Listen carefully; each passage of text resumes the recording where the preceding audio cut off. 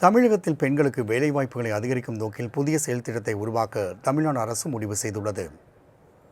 தமிழகத்தின் மாநில அளவிலான உமன்ஸ் குவாலிட்டி எம்ப்ளாய்மெண்ட் பிளான், அதாவது பெண்களுக்கான தரமான வேலைவாய்ப்பு திட்டம் என்ற புதிய செயல் திட்டத்தை உருவாக்க தமிழ்நாடு அரசு முடிவு செய்துள்ளது. இதற்காக சிறப்பு திட்ட செயலாக்கத்துறையின் கீழ் செயல்படும் தமிழ்நாடு பெண்கள் வேலைவாய்ப்பு மற்றும் பாதுகாப்பு திட்டம் சார்பில் ஆலோசனை நிறுவனத்தை தேர்வு செய்ய டெண்டர் கோரப்பட்டுள்ளது. இந்த ஆய்வின் மூலம் தமிழகம் முழுவதும் பெண்களின் தற்போதைய வேலைவாய்ப்பு நிலை விரிவாக ஆய்வு செய்யப்பட உள்ளது.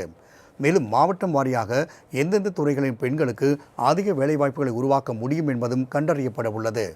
பெண்கள் வேலைக்கு செல்வதில் உள்ள முக்கிய தடைகள் மற்றும் சமூக பொருளாதார சவால்கள் குறித்தும் ஆய்வு செய்து அவற்றை நீக்கும் வகையிலான பரிந்துரைகளும் வழங்கப்பட உள்ளன.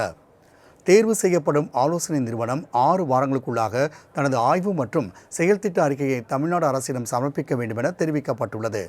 பெண்களின் வேலைவாய்ப்பில் உள்ள தடைகளை குறைத்து தரமான வேலைவாய்ப்புகளை உருவாக்கும் முக்கிய முயற்சியாக இத்திட்டம் பார்க்கப்படுவது குறிப்பிடத்தக்கது. தமிழகத்தில் பெண்களுக்கு வேலைவாய்ப்புகளை அதிகரிக்கும் நோக்கில் புதிய செயல் திட்டத்தை உருவாக்க தமிழ்நாடு அரசு முடிவு செய்துள்ளது. தமிழகத்தின் மாநில அளவிலான உமன்ஸ் குவாலிட்டி எம்ப்ளாய்மெண்ட் பிளான், அதாவது பெண்களுக்கான தரமான வேலைவாய்ப்பு திட்டம் என்ற புதிய செயல் திட்டத்தை உருவாக்க தமிழ்நாடு அரசு முடிவு செய்துள்ளது. இதற்காக சிறப்பு திட்ட செயலாக்கத்துறையின் கீழ் செயல்படும் தமிழ்நாடு பெண்கள் வேலைவாய்ப்பு மற்றும் பாதுகாப்பு திட்டம் சார்பில் ஆலோசனை நிறுவனத்தை தேர்வு செய்ய டெண்டர் கோரப்பட்டுள்ளது. இந்த ஆய்வின் மூலம் தமிழகம் முழுவதும் பெண்களின் தற்போதைய வேலைவாய்ப்பு நிலை விரிவாக ஆய்வு செய்யப்பட உள்ளது.